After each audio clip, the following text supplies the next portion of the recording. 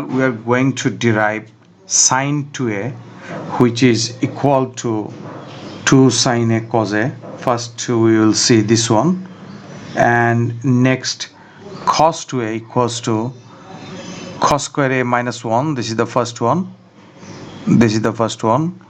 Then from there, how to derive 2 cos square A minus 1. This is relevant. From the first one, we can go to the second one, and from cos2A we can derive also 1 minus 2 sin square A. There are three format.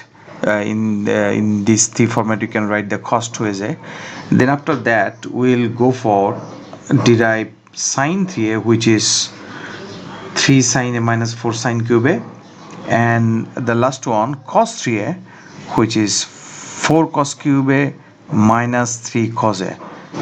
To do this, we needed to know some formula. Let's derive this one in detail. To this, we have to apply the formula, which is sin A plus B.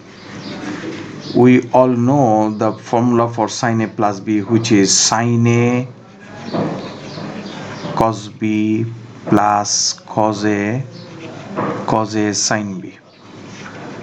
Now in this formula we need to consider, let me consider B equals to A, replacing B by A, because it's an identities. We can do that.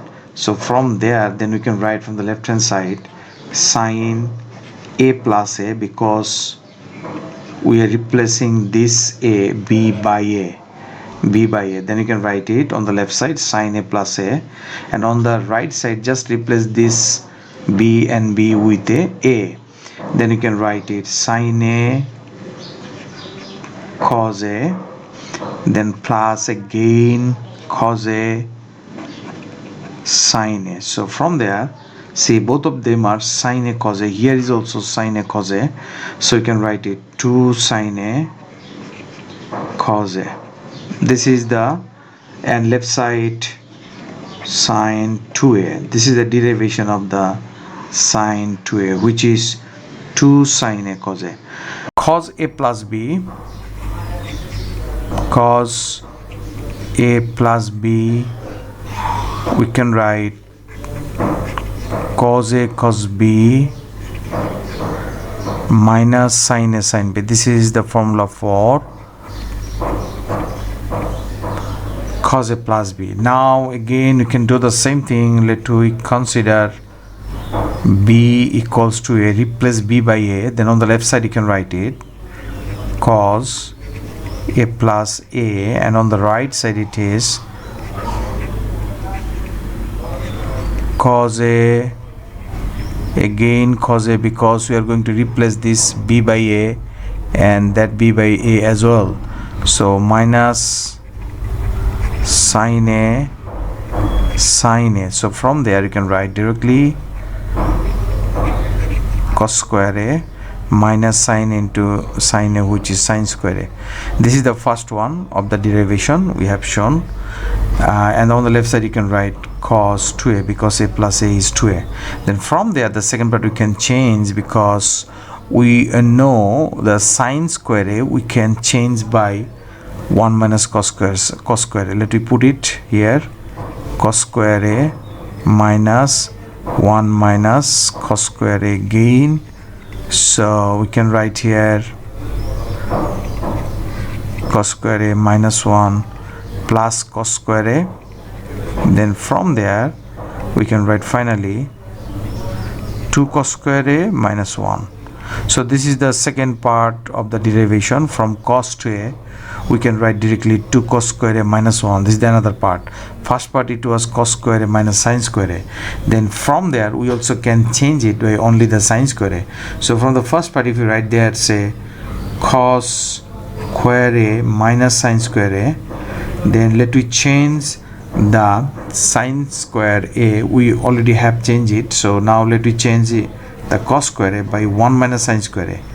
We know one popular formula, which is sin square A plus cos square A equals to 1. Then it is here written sin square A. So finally you can write 1 minus 2 sin square A. So this is the third part of the derivation of Cos2A. So this is the third part of the derivation.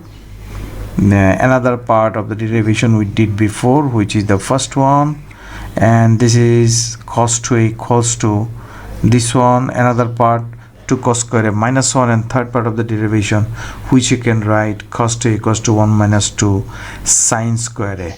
Let me move now Sin3A and Cos3A. For Sin3A, we can write the Sin3A.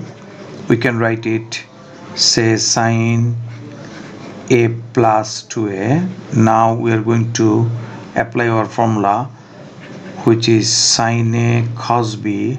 So here we need to write Cos2A, then plus CosA sin B, which is CosA, then sin 2A again. So now let me break down sin A. Before with that we derive the Cos2A, which is 1 minus 2 sine square A. Let me apply this 1 minus 2 sine square A, then plus cos A into sin 2A. We can write 2 sin A cos A. Let me write there 2 sin A cos A. Now remove the first bracket, which gives us sin A minus 2 sine cube A, because sine square into sine A sine cube A, plus we can write, see here, cos A into cos A. So we can write here 2 sin A cos square A. Now just we have to change everything in for sine, so just replace this cos square A by 1 minus sine square A. So one more line we have to write to derive this formula. Sin 2A equals to 2 sine cube A, then you can write plus 2 sine A, and one of the popular formula by cos square you can replace by 1 minus sine square A. Now remove this bracket again, so you can write sin A minus 2 sine cube A, plus next one is 2 sine A minus 2 sine cube A. So finally we can write it 2 sine A plus 2 sine A, which is 3 sine A, and minus 2 sine cube A, which gives us 4 sine cube A. So this is the derivation of Sin3A. If it is written there Sin3A, we can derive like this, so which is Sin3A. We needed to apply this one when any part, there are a lot of part we have to apply this formula, especially in the integration. If written there sine cube A, to integrate the sine cube A, later I will show this one, then how to derive this one. Then another derivation, which is Cos3A. Let me write the Cos3A first. Similarly, the way we derive the sin 2A, we can break down Cos3A by writing here A plus 2A. Now apply the normal cos formula, which is cos A cos B 2A minus sin A sin B. Then we need to write sin A sin 2A. Okay, now write there cos 2A, and just a little minute before we derived cos 2A, apply that one, which is 2 cos square A minus 1, because we have to replace everything with the cos. We cannot keep anything in sine here, because this is the formula for cos 3A. Now sin A, right there sin A, and another part, which is sin 2A, we can write here 2 sin A cos A, 2 sin A cos A. Now let me break down, which is 2 cos cube A minus cos A, minus here it is sin A sin square A, and another part is written 2 cos A. Let me write 2 cos A, and sin square you can replace by 1 minus cos square A.